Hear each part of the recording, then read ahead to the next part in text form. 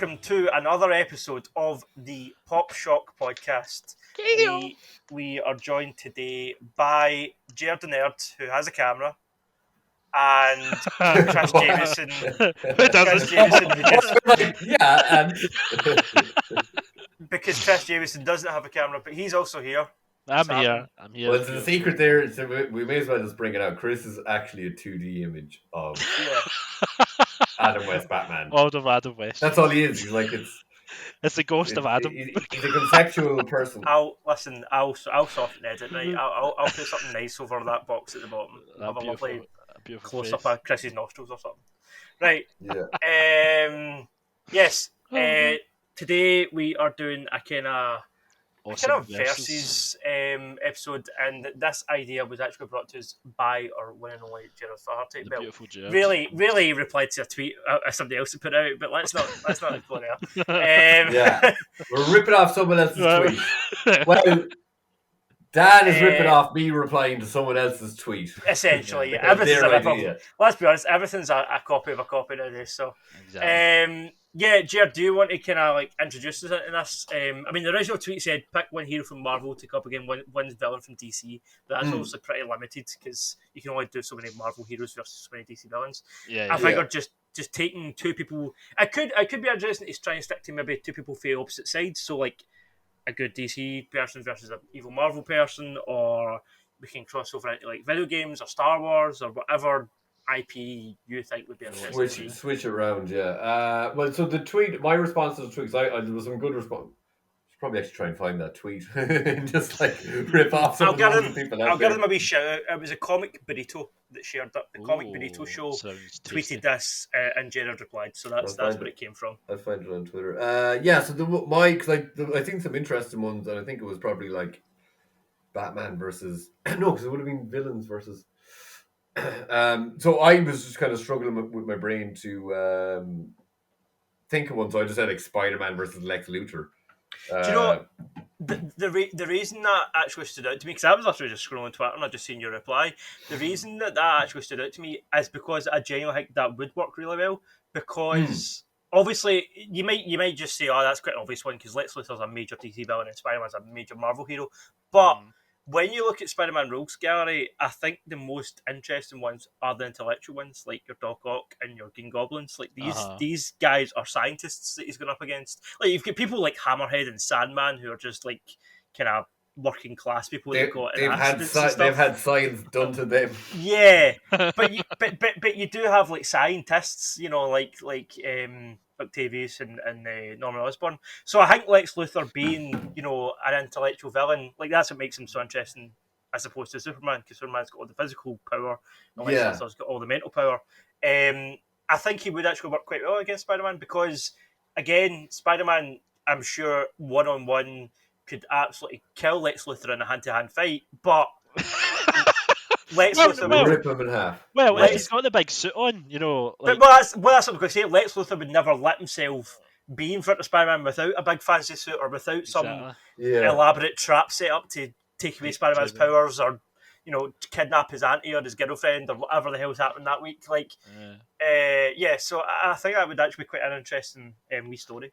We fight. That'd be pretty cool to see. Well, as has been known on this podcast, I'm not a big DC guy. I probably haven't even read Lex Luthor in anything. I really only know one from the JLA cartoon and the Superman cartoon.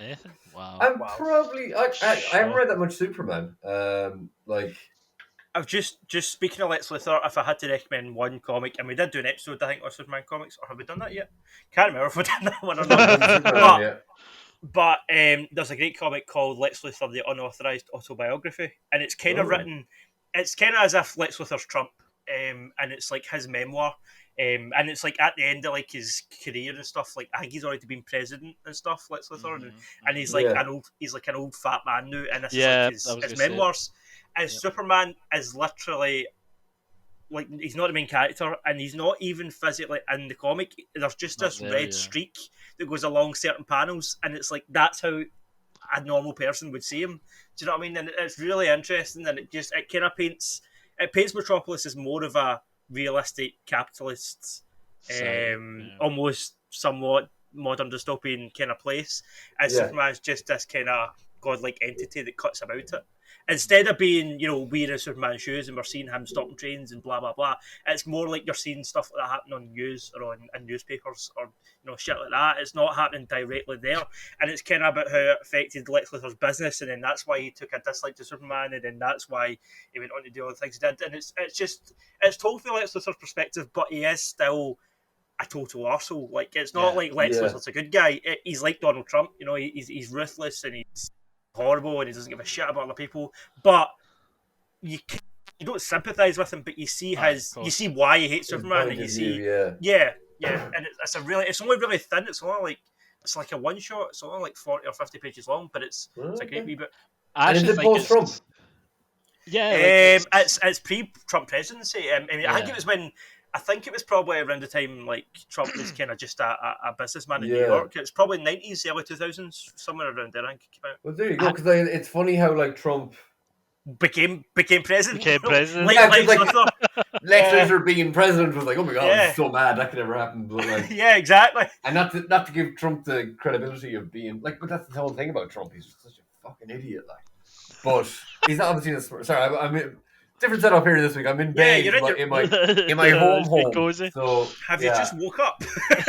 No, I just sit in my pajamas. As I do most of my days off, I just sit in my pajamas. This seems very like I like the comfy vibe I'm giving. Yeah, you look super cozy, man. I just sit around my pajamas all day. It's like would do it any day off, and now I'm down. You have no pants on, do you? Oh, I do. Oh, you do. Oh, okay. Comfy, kind of like furry. Well, not furry, but fleecy pants. Fleecy PJs. What was I gonna say? But yeah, like it's not to give Trump the compliment of being like fucking.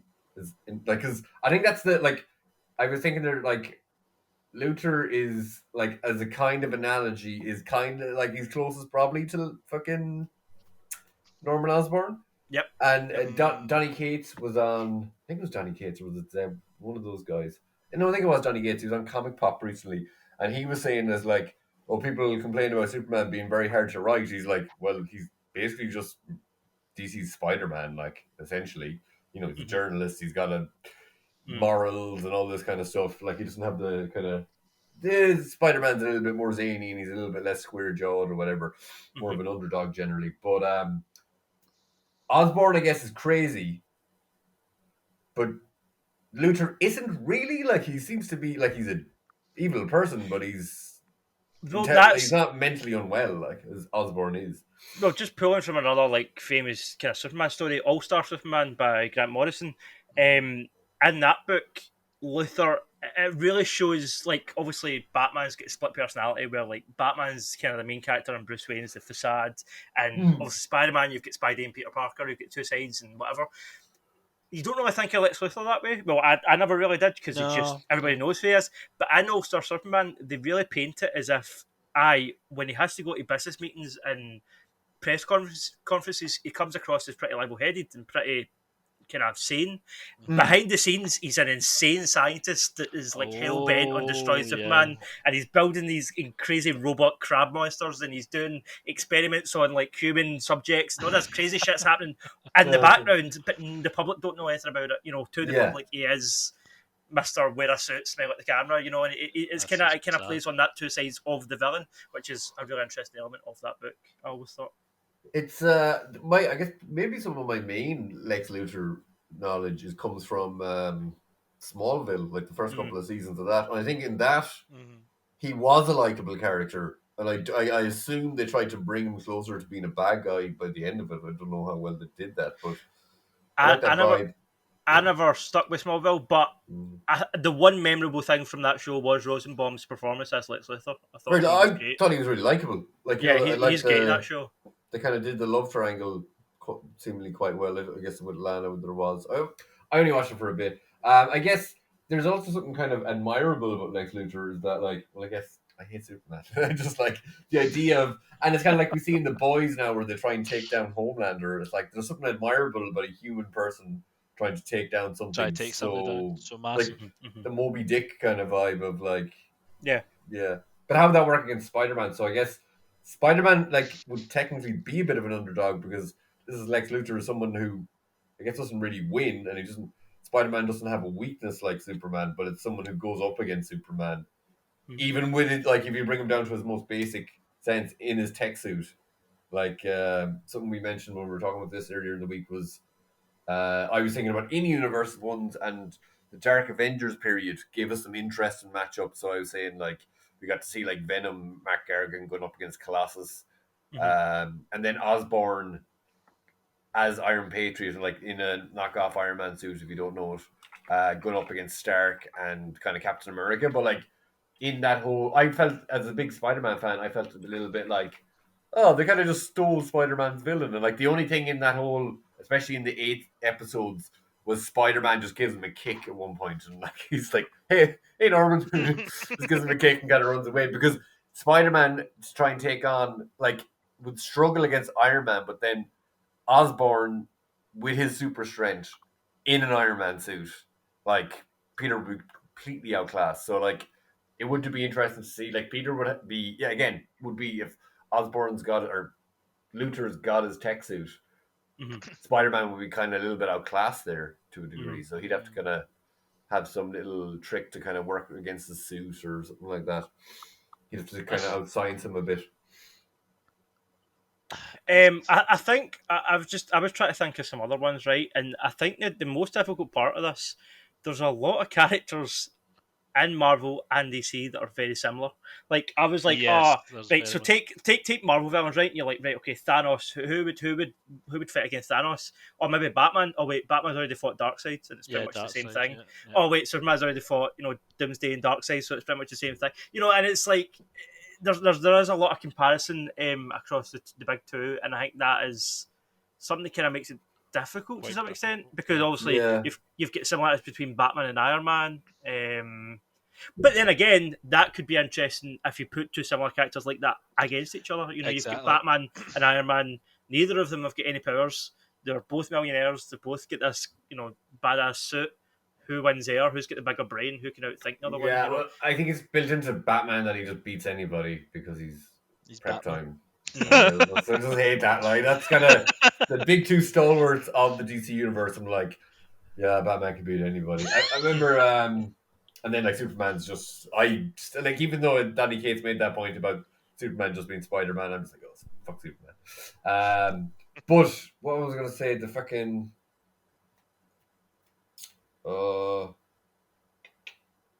I think, well, what's the one I was going to say earlier, but a lot of the DC characters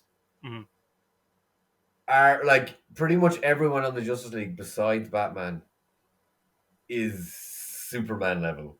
Yeah. Whereas, technically, not many people like. One thing I like about Superman has a weakness to magic, so technically he shouldn't be able to beat Thor. Because he's magic or whatever. But like most people would be if you go to the Avengers 1-for-1 would be outclassed by the DC characters. Yeah, is that not a thing where like the Avengers have a literal god on their team, and yet the DC Justice League are more godlike an alien as a whole? Do you know what I mean? Like, they're more kind of god tier. Well, that's kind of the DC thing of DC characters are treated as gods, whereas Marvel guys are underdogs generally. Yeah. Like not many of them. Well, some now we have a couple in the Marvel. Like not that I've read much, but Blue Marvel is supposed to be like he's a new character that came out recently. I don't really know much about him. He's a black scientist. He has, I think, his powers related to Captain Marvel, but like he's Superman level. He's energy projection. Then Sentry I thought was again going back to Dark. I really have to read that Dark Reign and Siege storyline again. Sentry is just amazing. Like one of my favorite things from all of comics is Sentry has this. They kind of went for this Cthulhu vibe. Sentry is like. They made it really cheesy. Like he drank a potion that gave him the power of 1 billion exploding suns, but he has this creature inside him, which is like an alternate dark version of him, which is the Void, who is like unbeatable essentially. But in Siege, at a certain point, Ares, who's like the god of war, hits him with an axe, and then he starts getting all these weird tentacles / spider legs coming out of him. He starts getting all Cthulhu. And like Thor, slight spoiler, but he rips Ares in half. He literally just grabs him and rips him in half. So Ares is like Thor level strength. Thor then has to go fighting him, and like Thor like lands down, slaps him with Mjolnir, and the panel is done so well. Sentry just kind of slides back on his feet, and then he just kind of looks up, and his face is in darkness, and his eyes are glowing red. And then at a certain point, he grabs Thor, and you can see the fear in Thor's eyes when he has him, because he could do the same thing. Thor ends up beating him or whatever. But so yeah, Sentry is under Superman level. So yeah, Marvel have, I think, in the last couple of years, have came up in strength wise of their characters, but they don't really have much for matchups. I think, just while we're on that, I think one of the whatever you think about the Zack Snyder and his movies universe, I think that is one of the most interesting things about the Snyderverse was the idea of treating these people like gods. Like Watchmen, I mean, obviously Snyder done the Watchmen film, but even before that and the Watchmen original graphic novel and stuff, I always thought it was super interesting to see how Dr. Manhattan was revered and treated like a Christ-like figure through that story. And it would be quite interesting to see if, an alien or somebody that had an experiment happen to them and had these godlike powers actually exist in the world, how would humanity react to that? And I think that's the one. I'm not saying the execution was great, but I think that's the one good idea of the Snyderverse was that kind of grandeur, looking up to these figures, and therefore they have more responsibility. There's more riding on their shoulders because they're kind of setting an example for the rest of humanity, rather than just, here's a guy with powers. This is kind of goofy. Like, the idea of actually like, how would that be seen in reality? I mean, obviously, Watchmen, it was done kind of satirically because there was political commentary and stuff going on in that book, and it was kind of more about how America's relationship with religion and stuff was kind of under scrutiny. Whereas I think Snyder's a bit more surface level. Alan Moore's more critical of a godlike being in humanity, whereas I think Zack Snyder's a bit more positive of it and a bit more. I don't know, a bit more maybe of a worshipper, whereas Alan Moore's more like, would this be good? Probably not. Really. It would probably make things worse in the long run. Like, and that's basically why the Watchmen graphic novel is way more interesting than the actual movie. But there you go. I was going to flick a spanner in the works, right? I was going to pick two futuristic versions of the characters. So my idea was, I was going to put two heroes against each other and see who would win, like just to see like Spider-Man 99 and Batman Beyond. I like that. I changed it in the last minute about like Quentin Beck versus Batman Beyond. But then as soon as you said, Danny, about like they're very similar, like I was thinking, oh shit, Mysterio's like Scarecrow. He's just gonna like make him like see psychological things and stuff. That would be interesting. I'd watch Mysterio fight Scarecrow. Yes, there you go. What would they do? Imagine the special effects, them trying to like chuck each other, and that would be fascinating. That would be weird. I think the main difference there is Mysterio's illusions. Like, there was a period when he actually got magical powers, but Mysterio's illusions are all just visual and auditory. They are special effects, and Scarecrow, I guess, would have to get into his suit and to be able to like inject him. Mysterio. But I think you also need to remember, like, Mysterio did get kind of up to a couple of levels in the movie with the Jake Gyllenhaal version. In the comics, he is way more of a joke villain. I mean, I know there has been a few stories where he's been taken a bit more seriously, but 9 times out of 10, it's like once all the smoke mirrors are gone, you punch him once in the face. You got no reason to punch him. Like, that's kind of him done. He's not really. Whereas Scarecrow, I think, is way more threatening as a villain overall.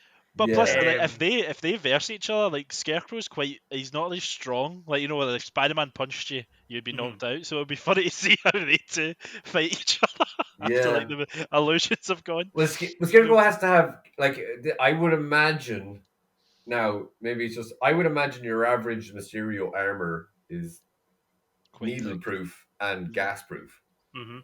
Because he probably uses gas at the odd time himself. I don't know. I guess I haven't read a crazy amount of stories focusing just on Mysterio. I kind of think Scarecrow would be, the only way he'd get to him if Mysterio's armor doesn't prevent him from being either injected or getting gassed. So I guess he'd have to crack into his armor. And then on top of that, he'd have to get past his illusions then. Because to get to that that could point. you could do the what they done with Spider-Man No Way Home, like they know each other. So for some, they bump into each other, and then he poisons his drink or something like to get money out of him or something like that. You could go like a really weird direction, and then That I think he you goes- should get like a visionary horror director to make that movie. Like get like Ari Aster or the guy that made Don't Breathe, it would be and good. just do Mysterio versus Scarecrow. I'd watch the shit out of that. This is great. Something else I was kind of considering when you're comparing the two. I know that we said we're going to do others, but just stick to Marvel and DC.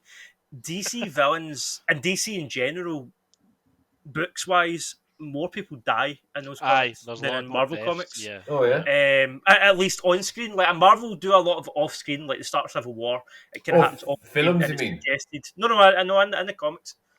Okay.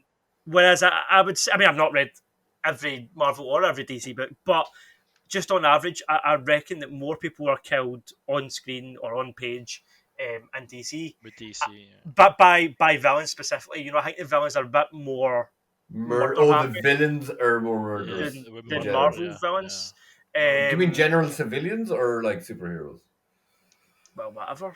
To be honest, like whatever the writer fancies, whether it's collateral damage or whether it's shock value, they're killing Batman again or whatever. But the two I was kind of considering. Well, the one exception to that in Marvel, the big exception that comes to my mind is Carnage. I mean, Carnage is literally a serial killer. He's a So I'm then wondering, like, obviously Batman's had the whole thing. It's been done to death with the Joker about how Batman won't kill Joker because his moral code, and Joker won't kill Batman because he's too much fun and blah blah blah. Fun, Would Batman, if Batman came up against Carnage, I feel like he can't kill Carnage to stop him. But would they survive though? Like Carnage kill an alien. By rights, Batman would die fighting like his second group of thugs. I don't know. I'm very against all Batman just being able to beat anybody. No way at all Batman should be able to beat Carnage. But I guess science, he could. Science. But it is technically, this is my thing. I have to do air quotes in every episode. Very rarely use it in real life, but when it comes to this podcast, I have to use air quotes at some point. He could definitely fight. Well, again, symbiotes have the stupidest weaknesses ever, the sound and fire. So a caveman could do that. Really. Yeah. In any situation. So he could definitely but again, Carnage is an alien, and I'm pretty sure Batman is totally okay with killing aliens. Yeah, not that's true. humans. That's true. Or depending on their level of intelligence, but I'm pretty sure he'd be okay with destroying the Carnage symbiote, and then Cassidy's just a murderer, so he'd lock him up. Yeah. I think on the first instance when he meets them though, he wouldn't be able to survive though. Like, I think if he met him and ran away. I think that's the thing we kind of establish. Like for a lot of these, how much prep time have they got? Yes. Like, does Carnage just walk in front of Batman and be like, "I'm going to kill you," and then he has to fight him, or does Batman know he's coming and he has like a week to prepare? Because that's a big difference. Yeah. Do you know what I mean? Yeah. How many Batman's batarangs? Does he have one that's going to be a noise one straight away? Oh, he'll have a it will have something. Carnage's speed, Carnage should Carnage is way way stronger and faster than Spider-Man, and Batman I don't care who says it, Batman. I think they could have a kind of interesting fight, but Spider-Man's going to beat Batman. He doesn't have he's very well trained or whatever, but he's still just a man. But if you knew, regardless of whether you're Batman or not, if you knew you were fighting Venom or Carnage, you would do it somewhere like a big bell tower where you can you would. Where you can just chuck batarangs at the big bell. Do you know what I mean? You would pick somewhere. You could even use the car and everything, like jet and everything. You could prepare like hell, make that as a vibrating sound and stuff like that. Yeah. Okay, with prep time, he has a chance, but I'd still say quite limited just because of the speed and strength of Carnage, and because if you think about it, Batman, if it was prep time, he would get a big armored suit. And he would be, or he would get some form of suit. But if it was just he was on his nightly runs, I think he would be dead. He'd have to again. Do you know what would be interesting? I don't know if I've ever done this. Daredevil versus a symbiote, because he's very sound orientated as well. Yes, that would. Has that ever happened? I mean, it must have happened at some point, but I don't think I've ever read it in a Marvel comic. He also can't see them, so yeah. Oh shit! Yeah. Yeah, so Daredevil Yeah. relies on sound, and symbiotes are scared of sound. So I think He that doesn't would be rely quite an on interesting fire dynamic. though, so you'd No, have to go for the fire route. unless it's Netflix, in which case he sees everything on fire. Apparently, Then they're already. He just has to see them then. Yeah, because he's limited by sound. Daredevil, like again, is going to struggle. Like they kind of. One thing I found interesting is I've seen in a couple of instances where Daredevil has fought Spider-Man for whatever reason in their multiple team ups and whatever superheroes have to fight each Misunderstandings. other. Yeah. You stepped on my. I remember seeing a Spider-Man story where it's like the end of the story, and he's just climbing up on a building, and he just like gets up, climbs up onto the roof of a building, and he steps on like the thing's box of donuts, and the thing's just there in like his duffel coat, drinking a coffee. He's like, hey, and then they just play. It's just a play on that joke of like they're gonna fight now. Yeah, but I've seen things where like Spider-Man, Daredevil's fought Spider-Man, and it could be maybe in that Sin Eater run where like Daredevil can kind of like he fights him for a little bit, but he knows he's not going to be able to like hold him off or beat him. He's just yeah. not like he has technically the same level of powers, or not really, but he like if you're playing Daredevil in a game, he's going to have the same traversal as Spider-Man. Technically, he's basically able to web sling with his Billy Club thing, but yeah, he's not going to be able to beat Spider-Man. So yeah, Daredevil is, but again, he's a hero, so he's going to have plot armor. They always got to take that into account. He could do the sound thing and like probably deafen himself, but he does have other senses. I was going to say, Vibration, like, touch. Daredevil doesn't have. He doesn't have improved strength because he's accent. He just has increased senses like that. Is it? It's Yeah. not like he's not like got Spider-Man Well, it strength. depends on what version. Like Uh, the Ben Affleck version, apparently he could like it gave him some sort of physical advantage as well Yeah. because of whatever chemical it was, enhanced his helped everyone. agility or whatever. Yeah. Well, it bullshit affects was his going on in that film. the way I kind of took it up from the series. It affects his because he has all these senses. He's able to like it mightn't directly affect his strength, but he's able to attack in a far more like who's that? The Karnak from the Inhumans has like the ability to tell someone's weak points, but Daredevil can like his senses do affect his fighting ability. So while it mightn't directly affect his strength, he maybe has more control over his own body. He's able to like his attacks are far more, I guess, educated and. But then you also kind of see it in the show. Like he can take on 6 guys, but he's going to get a couple of. He's going to get Yeah. battered. He's going to Yeah, he takes a few hits. Yeah. What about this? Right, just as like on the sense of bruisers, like I was thinking, could you potentially have ones where it's Bane and Rhino together? And see, but like I'm thinking, like I was going to go with the Thing against Bane, but I was like, no, the Thing's are way too fucking If way it's too strong. if it's Bane and Rhino, I would say it's hands down Bane. If you're talking about the comic version, because The Rhino Darkness is your ally. What Tom Hardy's version? Yeah, well, no, that's what I'm saying. Or you've got the Schumacher version, but just if as you're talking about, intelligence, I think. I'm going to say if you're talking about the comics, like Rhino is dumb as It's shit dumb, yeah, across all Yeah. mediums. Do you know what I mean? That character's dumb, notoriously aye. thick, whereas Bane's Take and extremely take. intelligent. So yeah, I'd definitely give that one to Bane. But yeah, Apart from, Bane. I think I mentioned that one story. It's a play on flowers for Algernon. I think I mentioned it in the Spider-Man episode, but where they actually make it's flowers for Rhino. It's 2 issues from Right. Spider-Man Tangled Web or something. It was like a very interesting run in the 90s where they just brought in like interesting artists and kind of more arty people to work on Spider-Man stories. But hands down, one of the best Rhino stories ever. Is that it? No, that's the. It's in one of these, I think. I don't know. Is it? The collection on that? Are they not the It may not be. Michael These J. are Straczynski run? And Michael J. Straczynski and... no. This is after him. This is scene 4. Oh, there I is think he's that done- Spider-Man Tangled Web, but this is like... I have it here. It's Spider-Man... A different. I think Tangled that story is called Tangled Web, but this other one is a run called Tangled Web. Web. Do you know Okay. what I mean? That's Amazing Spider-Man Tangled Web, but there's another...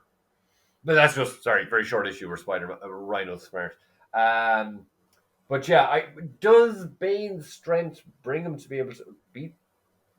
Well, Bane is supposed to be like as smart as Batman, essentially, isn't he? Yeah. Kind So of. Yeah.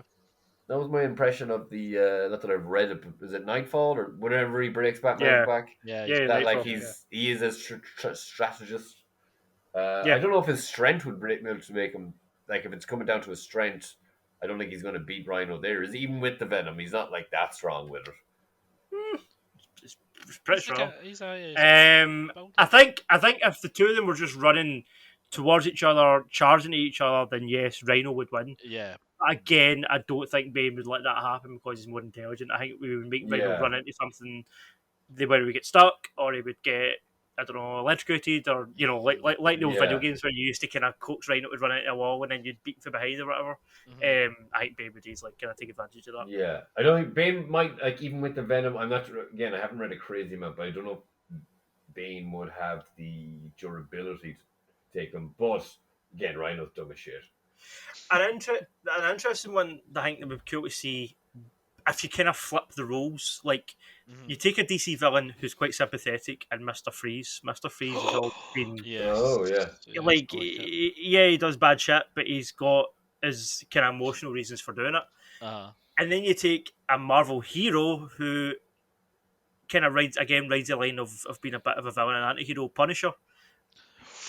Who would you root for Ooh. in that fight? Because you'd be like, yeah, Punisher's a good guy, Mr. Freeze is the bad guy, but Punisher just thinks he should kill him because he's a bad person, and he's not really a bad person. He's yeah, actually got moral reasons for doing it. I think that'd be interesting to see play out because you would kind of maybe root for the bad guy, possibly. Yeah, like yeah, even the stories with like the Heart of Ice, I think, was like the animated series one, Yeah, yeah, and I think that totally brought Mr. Freeze into a whole kind of different character than he was portrayed. I yeah. think he would end up to be like as you talked about the Netflix Punisher, like the pure aggressive guy, or like the I always go to Garth Ennis' Punisher, like Punisher Max, who is aye just a machine, just a a killing machine, machine, like no questions. He just just kills Wasn't you.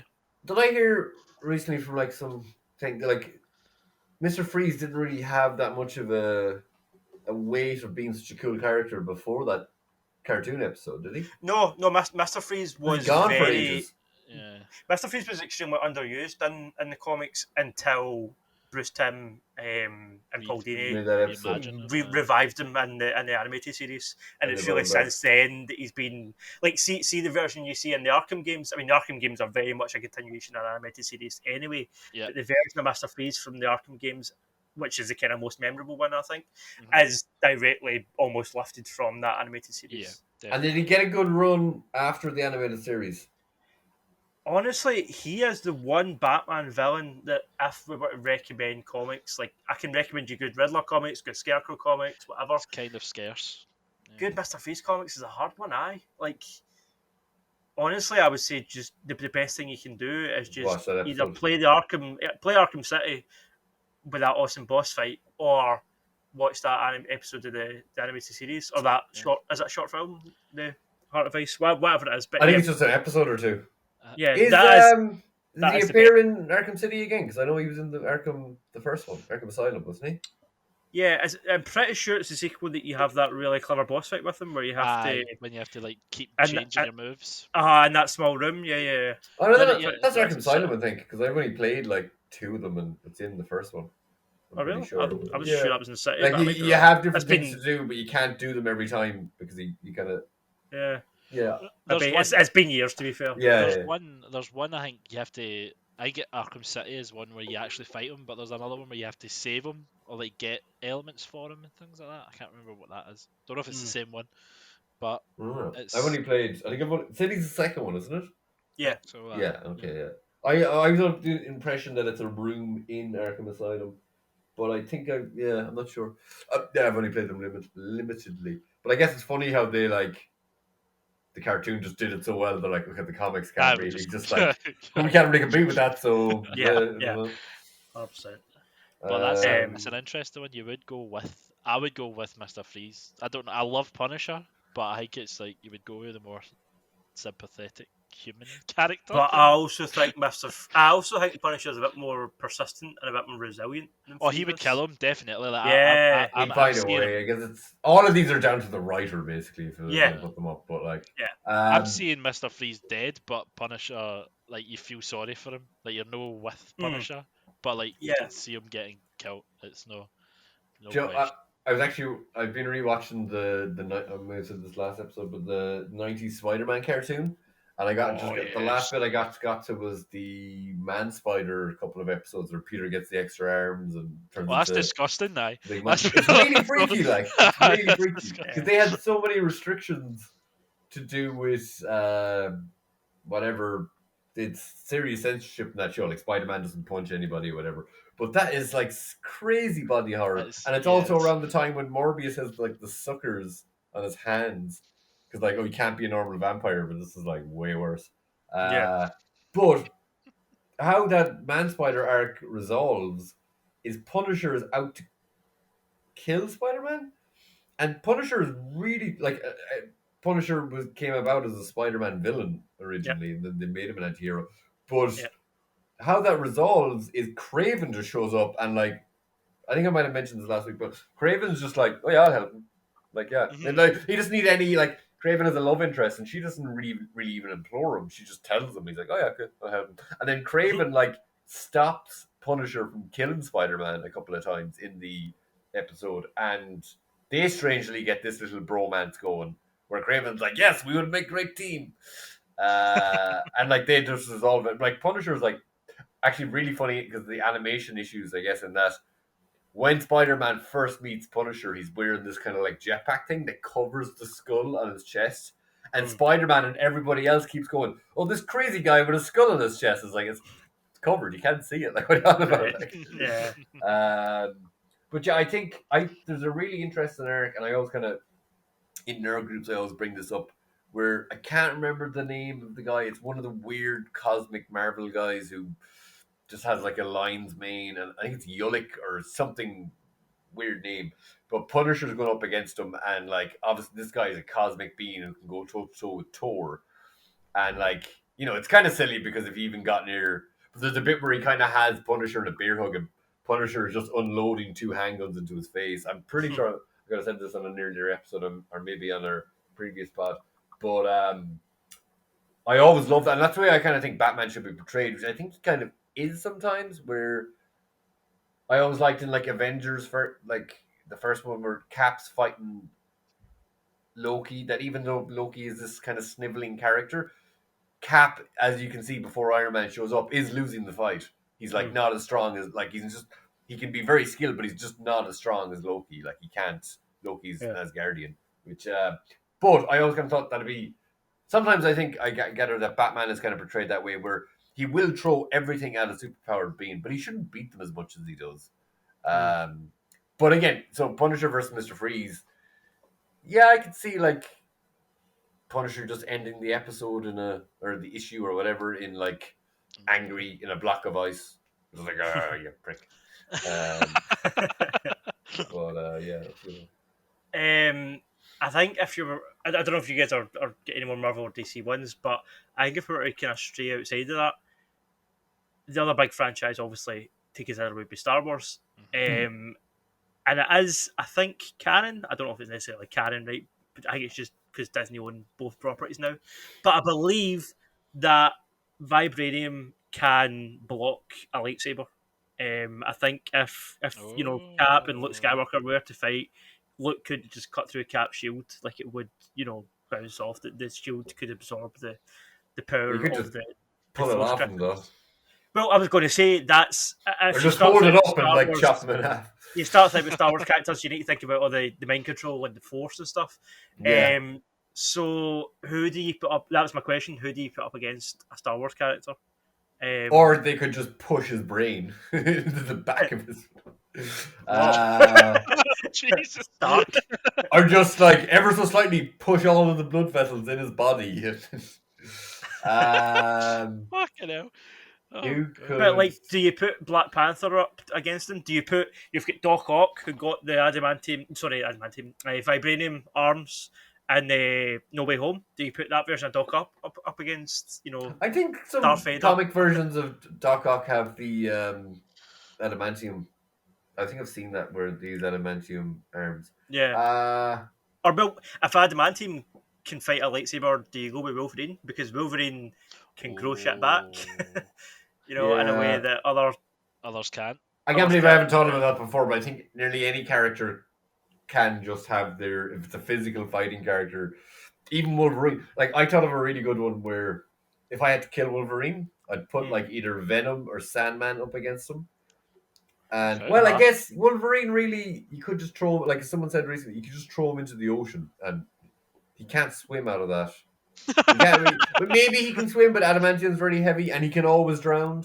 I think that happened in, was it Days of Future Past at the end? Like Magneto wraps him up and throws him in the ocean, and then eventually he gets lifted out. That's just kind of stupid because I think in the comics, especially in the 90s, if it's an Elseworld thing or What If, or like I'm catching up on the Hickman era now, and like now the fact that they've brought in the element that they can be brought back to life, Wolverine dies like all the time, where I think they always had it in the comics of like, oh, he's invincible, and then like they really amped up his healing powers where he could like grow back his bones, he could grow back his arm from seconds. In the new X-Men by Grant Morrison, but because again, when I was young, I remember a story. I don't know if it was a comic. I think it must have been, where like Wolverine. Yeah, okay, he has healing powers, but they're just basically the same as what our own bodies heal, but just faster. But if you can get through his adamantium skull and put a bullet in his brain, he'll die. Like if you shoot him in the head, the bullet will bounce off his adamantium skull. But if you can like crush that organ inside his head, he will die. Like he can grow back brain matter though. So I know, but again, is that not a recent thing? Like I don't know if that's always been the case. I think he could always grow his brain back, like which people can't do. Jesus. But well, my thing was if you got Sandman to just fill his head with sand, he can't. If you physically block, I guess you could say that his brain would slowly push anything that's in his head out. But my thing was like, but if you weld this, it's like, or if Venom just like uses symbiote to like put a load of rocks in his head that can't be pushed out. Or then maybe you weld something over his eyes, but like you excavate his brains and then fill it up with something so he can't grow his brain back. But then you could just throw him in the ocean. But I think. I don't know. I think I came across another one there that I just thought of. When you talk about like the Force, right? The Force is obviously kind of like magic. What if you put Doctor Strange up against Luke Skywalker, or Darth Vader, or teleport his head off? Teleport his head off. Teleport his head off. Or again, Nightcrawler, just teleport something into him. Here's a can of Coke, and then like if they really wanted Nightcrawler to be like, I know there was the Age of Apocalypse version of Nightcrawler who was a bit more bloodthirsty, but like really Nightcrawler could solve a lot of their problems very quickly. Like I know he gets kind of fatigued from teleporting too much sometimes, but yeah, Nightcrawler could just teleport stuff into people. Or Kitty. Was Nightcrawler's father, was it Azrael? Was he not way more kind of brutal and bloodthirsty? I don't think he teleported stuff into people that much. Like I remember seeing what a waste. Really, I remember seeing. I don't know if he actually teleported into him, but there was some random Wolverine solo that I read from the 90s where him and Nightcrawler just go into some like, I think it could be like Arcade, the guy who makes all those elaborate death traps and has robots. But they basically go into this scrapyard and there's loads of just robots of, like there's a Thing robot and stuff. And I don't know if Nightcrawler teleports something into him, but he definitely like just teleports like a really heavy onto the Thing robot's head. And then Nightcrawler also has that ability that if he can like teleport up to gain some momentum from falling and then teleport across to kick someone, he could kind of just like teleport like a rock up into the sky. Then I guess I'd maybe let it drop and catch it and then redirect it. Physics. Yeah, so who would... I think we're kind of definitely going to... Who would be... So we're going against is it Luke Skywalker? Yeah. Let's go Return of the Jedi. Luke Skywalker, like Luke in his prime, in my opinion. A speedster. So like even Quicksilver isn't really that fast. I'm sure in his mental abilities you have to have focus on them. I don't know because is he like does a Jedi mind trick work in a kind of telepath way where they can just get into someone's brain, or do they lose focus if the person can move too quickly, like Nightcrawler even? Yeah, like just make him not do that power, and then he's just a blue guy. And is it actually magic? Or did they not with the prequels? Did they not make them like with the midichlorians and shit? Did they not make it a Yeah, more sure, science but thing? let's be honest. Let's just go with the Alec Guinness version. Let's go with the better side of it. It's more of a vampire type of mind. Yeah, I've always thing. preferred the mythical thing to the scientific thing, but yeah. Yeah. So someone, I guess, like a telepath, like Jean Grey, they're gonna have a hard time doing much to her. Well, Really. if they get to her first, I guess it'll be like again. It's all like context. Like if they just like walk in front of each other, I think they start like Luke or Darth Vader's got them. I think like because you could choke them. Like Darth Vader could just choke Jean. But Jean could also just unchoke herself with telekinesis. Oh yes, yeah. Well, I think Darth Vader is like, even Darth Vader is very low skill compared to like Jean Grey. Maybe Emma Frost. Well, would Emma Frost? I'm assuming lightsabers can cut diamond, but is she some kind of weird diamond that's not like normal diamond? Yeah. I gotta go with Magneto. He mightn't be super fast, but he can move metal. And then Xavier's, or yeah, you've got a lightsaber, and then just while it's on, just put it right through someone. Yeah. On his metal arm, just rip it off, put it through him. Yeah, that's the question though. Who would so obviously in the terrible film that was The Last Jedi, they used the Force to like turn the lightsaber on and stab Snoke and shit.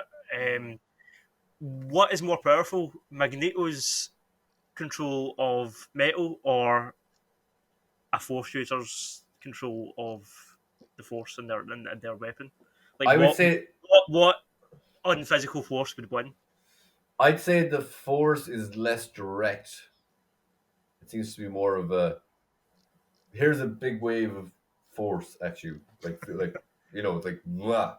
Whereas Magneto can like get a pin needle and just put it through your head. Or Luke is taking off his fancy cloak, and then Magneto just gets the like little clip for the cloak and puts it through his right to his eye.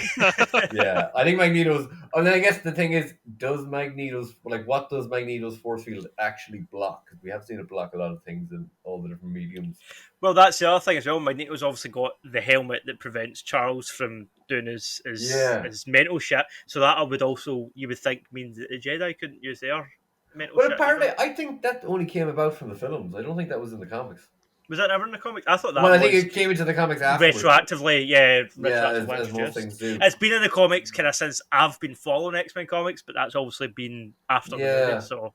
It's always kind of a thing, like, why didn't you use it? But it does make sense. I mean, your villain wears a helmet. Your oldest oldest enemy is mental powers. You would need something, yeah. I mean, it doesn't make sense why, like, especially in that first movie, why Charles doesn't just hypnotise Toad and Sabretooth, but anyway, and Mystique. But anyway, he does at one point, but then he just kind of forgets to do it. Yeah, but he gets as our I don't know, the Weekly Planet guys, them guys. He gets Professor X. Professor X, yeah. Yeah, so he's just taking out a battle. Yeah, like a lot of these powers, like when you really try and put them together, you're like, if you put them in a technical kind of, yeah, I'd say like either Magneto or Jean Grey would be pretty good to go up against Darth Vader or Luke. Right. Okay. Let's go the Matrix. Let's go Neo. Okay. Because he can fly, he can talk about sensory powers and shit. In the Matrix. In the Matrix, yes. In the real not real in world. In the real world, he can just do force and he can control electronics, but it knocks the shit out of him. No. Like leather jacket, sunglasses, Neo, in the Matrix. Yeah. You have to get someone to put into the Matrix to go Because against that. well, when you take Neo, I think he could give someone like a Jedi or Hard time. Whatever he's Iron doing. Man a hard time. But I think you put him up against someone else that can fly, like Superman. I think Superman would take Neo. Where does he stack up?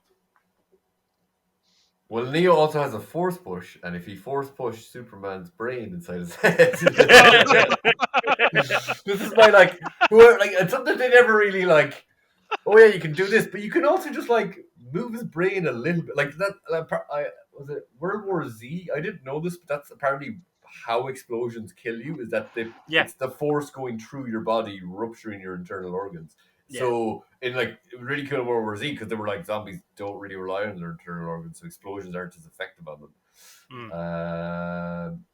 So I think like in a kind of way, Superman could fly through Neo, but Neo could just recombobulate himself. But then this is like when you try and like. It's hard to argue this because that person has to be in the Matrix, or are we basically just saying what Neo can do we what he can do? Well, Neo can do some of the things he can do by the end of the third Matrix in the real world. So we just assume this is a Neo who can do everything he can do in the Matrix in the real world. But what if it was neutral ground? If it wasn't in Superman's universe and it also wasn't in the Matrix universe, it was just a neutral, let's just say the real world, our world, and these two characters been plucked and put up against each other. But they have their respective powers. Okay, yeah. Neo could. I find it really hard to do this because like some of the stuff he can only really do because it's in the Matrix. You know, like if we take his super strength, super speed, and all that, and his force pushes and his fighting skills, some of the things he can do in the Matrix are technically only like he can. He still has that. No, but he still has that. Like he can do that here. Okay. He can. That all comes with him. He brings but he it with him. Could dive into Superman and control him, couldn't he? Well, Superman has some like psychic abilities, doesn't he? Neo can do that to characters in his universe, but Superman is a godlike alien who Neo hasn't really attempted to. And Superman has like some psychic abilities. Like it doesn't he? Is he like somewhat telepathic? I think it's been underused, but like was there that? I think Superman has kind of subconscious defenses when it comes to shit like that. I don't think he's like consciously aware of them as such, but I think because he's a Kryptonian, that's just kind of inbuilt in his in his what was that? I think I'm assuming it was one of those DC. It was based on a book, but or maybe it was like there was Superman versus a group of people, and one of them was basically like I don't know. I think he used to have a Union Jack. He kind of looked like Kid Omega, like queer, but or choir. He looked like him, but he was wearing like a Union Jack. I remember seeing it was a pretty good animated thing, and at the end of it, I think Superman was using some psychic abilities to kind of freak them out a bit. I think all he needs to do, Superman, is grab Neo and take him into space. Yeah, because if it's the real world, then Neo can't breathe in space. He maybe will do that in the Matrix, but just shove him up there. I think you could just rip him apart, but Neo could probably come back, reform himself. I'm thinking of Neo's, because it's kind of like Matrix. Neo is more than just a physical being in the Matrix, and if we're taking that version, then yes, strictly speaking, he could do that. Yeah, I think Superman could just render him. Well, I don't think Neo. So the new Matrix, Neo didn't bring himself back. He died, and he was brought back to life, basically cloned by the robots. Sort of. That's what I got. That they kept trying to bring him back to life by cloning him. So yeah, I think Superman would get that. Also just laser his eyes off, and then he can't see. Laser his ears off. Just basically cripple him, and then he's just a potato. I think and then you throw him up into space, and then or underground. I think just mutilate him and put him in space. There you go. If Superman was in real world, he would win a lot more of his fights by super speed, and probably just super speed because he just fly through people. Yeah, my thing is just like this. Maybe not as exciting to watch, but just fly or fly around people and just like make them into twisty fries. with his lasers. Or not even just fly around someone and hold his finger out and just be like, You. I've thought about this shit. Yeah, so I think, do you know what, Chris, I think we should go back to your Spider-Man 2099 versus Batman Beyond, Terry McGinnis. And really funny, See, Andrew I Garfield don't has know a that friend called much Terry about. McGinnis. I don't know that much about Spider-Man 2099. I know more about Batman Beyond. He's So pretty much just Spider-Man, but he's got kind of future. claws. He's And half Irish. he can fly, right? He glides. He web slings, but he glides also. Right. Okay. I'd say he's got the strength, but I'd say Terry McGinnis' suit probably has the strength. Because I was thinking, like, he's like kind of like Tom Holland, like Terry McGinnis. Like, he's kind of young. Yep. He's kind of naive, but he has Bruce Wayne to help him. I'm thinking so. Like, if he was here. against Spider-Man 99, he would get his ass kicked at the beginning, but then he would be able to help. I think his suit's like a low-level Iron Man suit. I think, yeah. Probably roughly around the same strength, but like, I think he would outsmart him, man. I think he would. Terry. I think he would. Without some Miguel. Yeah, I don't know enough about the character, to be honest. I don't know how comparable his strength is to Spider-Man. He might have like a Venom thing.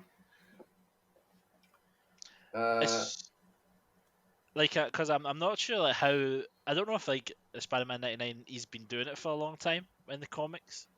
Like he's like a veteran Spider-Man. That's he's why probably roughly as experienced as Spider-Man. He could even be a little bit older. Yeah, that's why I was kind of going with that, like the youth element of like two young, strong-headed people attacking each other. But it could happen, you know, with this whole like multi-universe layered thing. Like Doctor Strange is coming out, you know, could happen. Terry McGinnis could pop in, you know. Never know. Be doing well. I was trying to say there, Andrew Garfield has a best friend called Terry McGinnis in real life. Huh. No way. It keeps coming up in interviews. I'm like, so let's see. Spider-Man 2099 powers. I think he might have some kind of like, which could give him an upper hand. I guess he just has to get through that suit. From the cartoon, from what I remember, and that's where Batman Beyond started, wasn't it? Yeah. I think so. It started with the cartoon, I think, and then was adapted. Miguel has a genius level intellect. He's a genius level intellect. Fuck. Big brain. I guess fucking practically every superhero does. Ability: superhuman strength, speed, reflexes, durability, and hearing. So, if he's super hearing, that could be a weakness too. Enhanced healing and health, which I think Spider-Man technically has anyway. It's not like a Wolverine healing factor. Organic webbing. Temporary paralysis from venom from fangs. So I didn't even realize he kind of has like a bite. Whereas indestructible costume of the old beauty from Marvel, unstable molecule fabric. So he can glide, his suit is indestructible, and he's got super strength and probably durability. If he's, I don't think his powers are directly the same as Peter Parker's, but they're a little bit different. Yeah, he has durability and a pretty strong suit. So he just has to basically get into fucking Terry's suit, which is probably doable if he has super strength and an indestructible. I guess it depends how strong his talons are, because he uses them for wall crawling. Because that's one thing that I really want to see. I know they might be building to like a futuristic version of something like totally what we've not seen before, but with characters that we've known that actually live in like a real world kind of thing, and see what that would be like. Just do something completely different and shock us. Well, it's like the 20th anniversary of 2099. The comic series, obviously, not the year, because that hasn't come up. They're supposed to I don't know. I think it's either, I heard a thing where they're like, they should be using this, or they are using this because it's the anniversary. I think they could be like relaunching. Do you know the weird thing is, we won't see it, but there'll be a time when they will actually have 2099 comics. Yeah. There was an Iron Man from 2020, which was like, really? I think they just released a figure for it. They might have released a story for it. He's like Spider-Man or Iron Man, but he's got like gears on his shoulders. You might have seen that. Arno, I think it was. Sounds quite steampunk. Yeah, which is kind of weird That for is- a future setting, but Well, this is just a wee side note. Has either of you seen the images from the Michael Keaton thing, Batgirl? Which mean I've seen some of the stills. Yeah, Well, what's your thoughts on that? just I'm the looking forward Batman to. suit, pretty much. Yeah, Looks shit. It looks like it needs to be. It'll probably be amped up with. It's kind of like when we seen the early Black Panther costume. Sorry, I didn't say that. I was just like adjusting myself, and I just realized it's totally visible like that. I was doing it earlier. I was like, oh, it's totally. People do that. We all do it.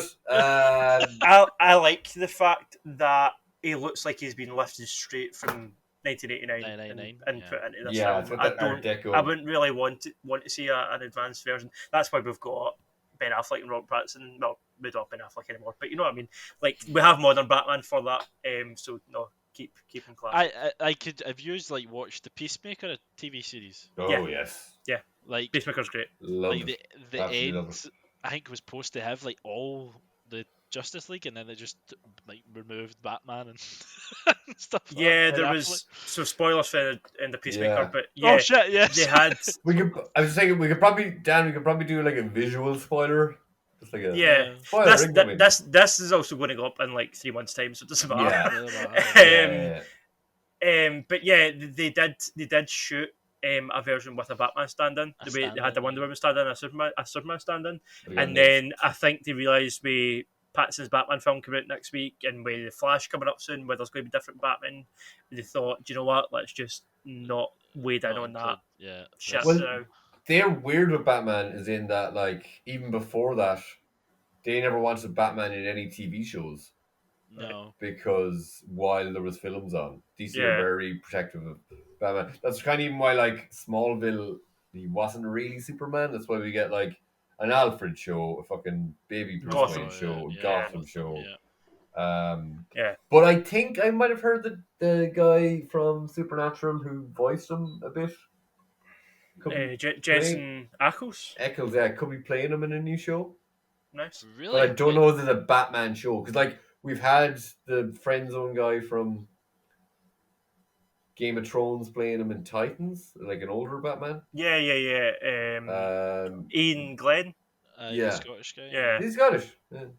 Edinburgh. No, is he not Irish? I don't know. He's British. He is British. British. He was in like he was strangely in this like detective show that was shot in Galway for a couple of years. Right. I can't remember what it's called. He played him, but there's all these like non-direct Batmans. There still hasn't been a Batman in the CW, is there? Like we've had honestly couldn't tell you. Batgirl, Batwoman. I don't follow. I think it was that Batwoman. Is Titans not in the CW? No. I don't think so. No. Okay. I don't know. I don't have a clue. Over. Is it a Batman in that Superman and Lois TV show? I've not watched it. No. Don't think so. But I think that's generally. Is that in the CW? I have no idea when it comes to that. Some of them, like Supergirl. I think there's some character that played a character in Supergirl who is also in Superman and Lois. But Supergirl was in a different universe from like the Flash and stuff. Yeah, because the guy that plays Superman in the Supergirl show isn't Superman in Superman and Lois, is he? It's a different guy. No, he is. Oh, is he the same guy? Is it? Yeah.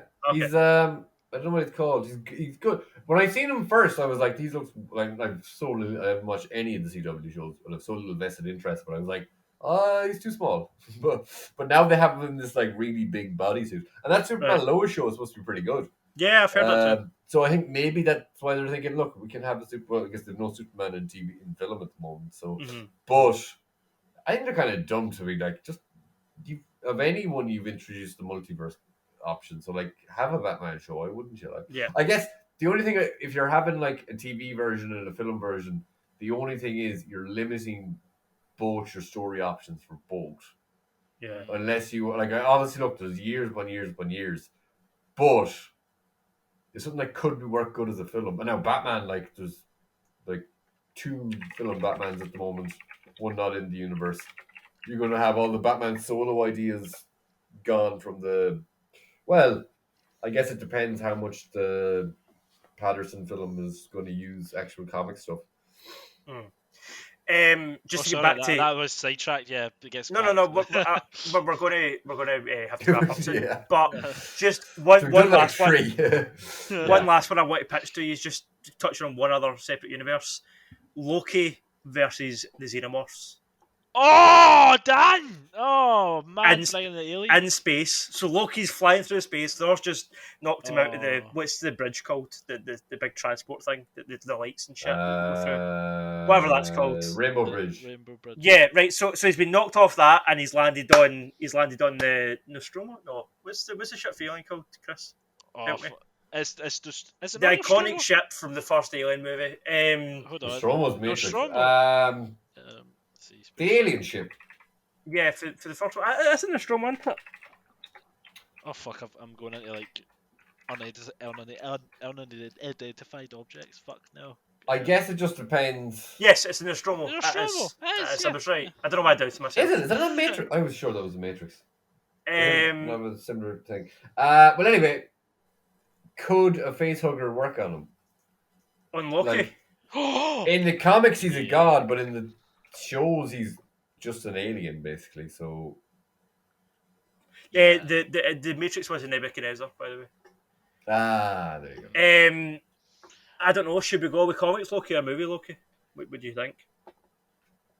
I guess aliens are movies, so go with the movies then, or you could go with the comics one just to mix up. See, comics one Loki is magical, so I don't know. He'd probably have ways around. Like if we get down to a physical fight, comics one is way stronger. I'd also say, just to make it a bit more fair, I would probably lean towards going with more than one Xenomorph. Like instead of like the first Alien where it's just the one alien, I think if it was multiple, it's like it would Alien be better. More of a challenge for I think Loki against one Xenomorph. I'd say Loki takes it. Against like 5-6 of them, it becomes a bit more of an even fight. I think the Queen one, the big huge one, might be.